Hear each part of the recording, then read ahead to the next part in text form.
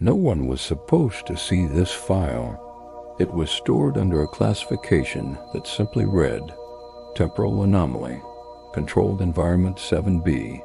The official report was sealed, but fragments of it were recovered from an internal backup server before deletion. What you are about to hear is reconstructed from surveillance footage, audio logs, and written statements. The facility was not public knowledge.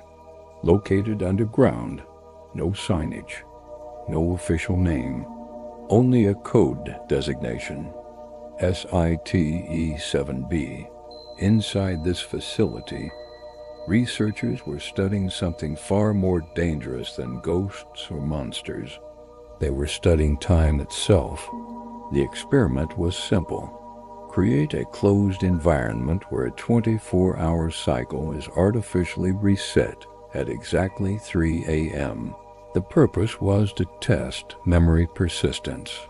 One volunteer was placed inside and told, "Do not rely on objects. Only rely on memory." Day 1, at 3 a.m., the subject entered. The door locked. The first hours were normal. He recorded observations and spoke calmly to the camera. But at exactly 3 a.m. the next day, the camera feed flickered. When it stabilized, the subject was in the exact same position. He looked at the camera and said, "You already saw me do this yesterday." The control room froze. No previous recording existed. DAY2. The reset occurred again. The subject refused to repeat instructions. He said, "I remember yesterday. You're lying to me." There were now 2 recordings of day 1, identical but misaligned. One had the subject looking left, the other looking right. Different reality. DAY3. The subject began scratching marks and symbols onto the wall to preserve memory. But at every reset, the marks disappeared. However, the subject still remembered them. Memory should reset too, but it didn't. Something was carrying information forward. DAY4. The subject stopped cooperating.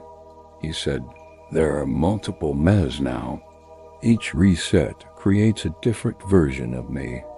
Each reset did not overwrite reality. It branched it. Every day created a new version of the subject, existing simultaneously in parallel timelines." DAY5. The subject started seeing himself in the corners of the room. 2 versions of the same man, neither acknowledging the other. At one point, both turned to the camera simultaneously and said, "Which one of us is real?"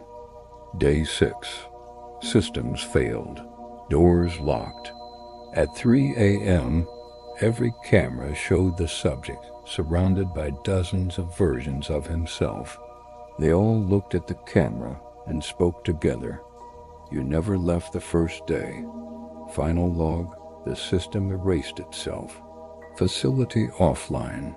Report states, subject not recovered. Chamber empty. But one audio file remained. It contains only one sentence. Time did not reset us. It learned us. End of file number 03.